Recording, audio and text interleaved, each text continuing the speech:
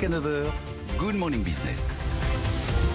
Il est 7h45 et c'est le président France et Europe du Nord d'Adecco, Christophe Catoire, qui est notre invité. Bonjour Christophe Catoire.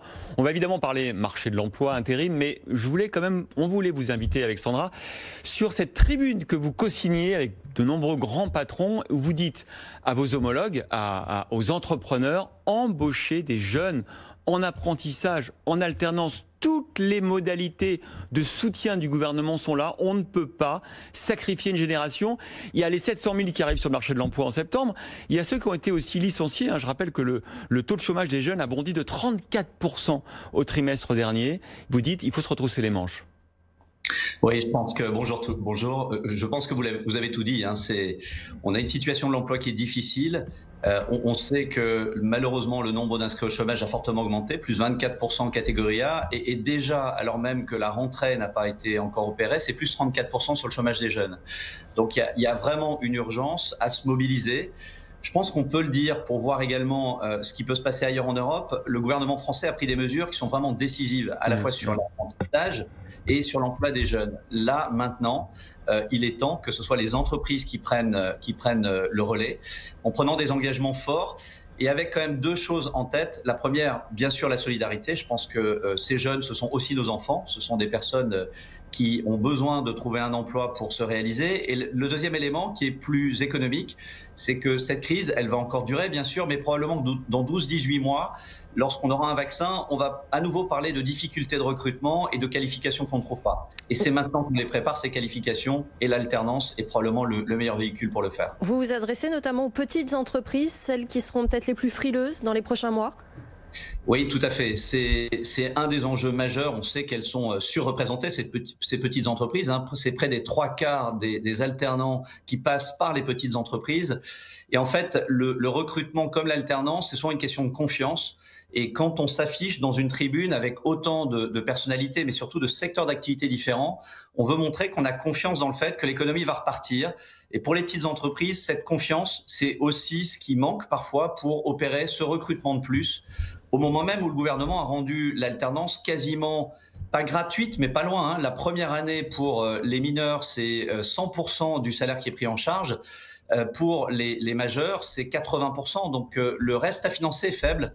Donc voilà, on veut donner confiance et on veut montrer qu'au-delà de la solidarité des entreprises, on a confiance dans le fait que dans 12-18 mois, on parlera probablement à nouveau plutôt de difficultés de recrutement. Alors vous-même, Adecco, quel est votre engagement en faveur de recrutement d'apprentis ? Est-ce que vous avez maintenu votre rythme annuel précédent ? Est-ce que vous l'avez augmenté ? Oui, alors on va l'augmenter et durant les 4 dernières années, on aura recruté quasiment 20 000 alternants au titre de ce qu'on appelle notre grande école de l'alternance. Cette année, on avait un engagement très ambitieux puisqu'on avait parlé d'un engagement de 7 500 alternants recrutés. Et la bonne nouvelle, c'est qu'en cette rentrée de septembre, on voit que de nombreuses entreprises se mobilisent à nos côtés, puisque vous le savez, on a nos propres alternants. On aura à peu près entre 5 et 6% d'alternants dans nos propres effectifs. Mais au-delà de ça, on devrait réaliser notre objectif de 7 500. Et c'est pour dire qu'au-delà de l'intention ou de la tribune, il y a un appel à l'action. Et pour l'instant, les entreprises répondent présents, à la fois pour des dimensions à nouveau de solidarité, mais aussi de compétences difficiles à recruter. C'est-à-dire que vous arrivez à placer des alternants auprès de vos clients, en fait. Vous jouez ce rôle-là, c'est ça ? Tout à fait. En fait, sur 7 500 alternants, ce sont 6 900 alternants qui vont travailler dans des entreprises X ou Y. Et ce que l'on voit, et c'est pour ça que c'est un sujet de solidarité, il y a des secteurs qui manquent à l'appel. Parce que vous le savez comme moi, l'aéronautique, l'hôtellerie-restauration, c'est compliqué. C'est plus difficile.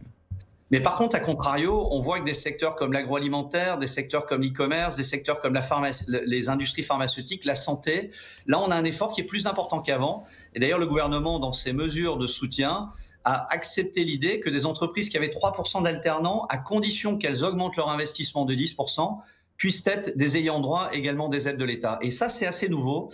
Et on voit que cette dynamique va venir des secteurs qui se portent bien. On profite du fait que vous soyez avec nous ce matin pour vous poser une question de conjoncture, puisque vous êtes souvent un avant-poste, vous êtes à l'avant-poste de ce qui se passe sur le front économique. Est-ce que la reprise est là ?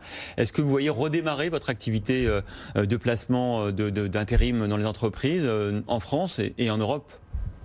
Alors, on voit que la France a été le pays vraiment le plus touché en Europe en termes d'emploi au premier jour de la crise. on va dire que la France est entrée à peu près dans la moyenne des pays en termes de reprise économique. Pour vous donner un indicateur qui explique la situation actuellement, c'est vrai qu'on anticipe souvent les reprises.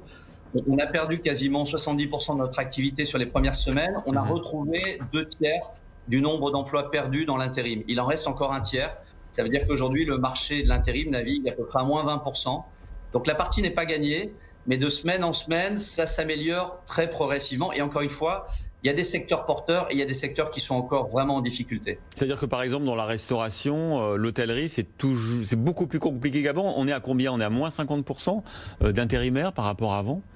Oui, sur l'intérim, on est même plutôt à moins 60, moins 70%. C'est-à-dire que là, on est quelque part une variable d'ajustement au départ. Ben oui, forcément. Malgré tout, et c'est à signaler, puisqu'on a monté avec plusieurs entreprises, Corian, Accor et Sodexo, on a monté un CFA des métiers de la cuisine.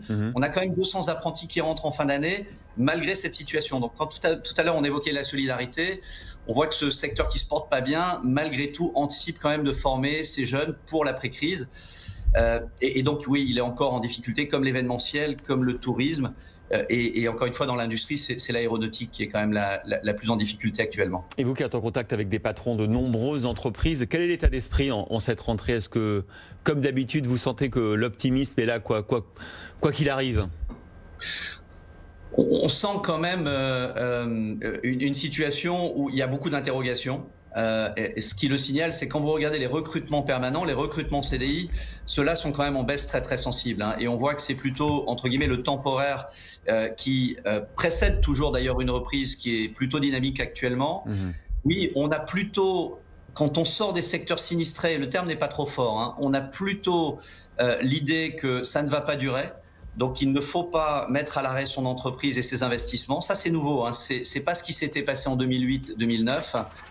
Et après, il y a ces secteurs sinistrés. Je pense que les mesures prises par l'État pour faire en sorte qu'on ne perde pas des compétences sur les 3 à 4 années à venir dans l'aérien, dans l'aéro, et encore une fois, sans les citer, vous les avez compris, c'est toujours les mêmes qui reviennent. Je pense que ces mesures étaient indispensables. Donc, un optimisme mesuré, on sait que ça ne va pas durer.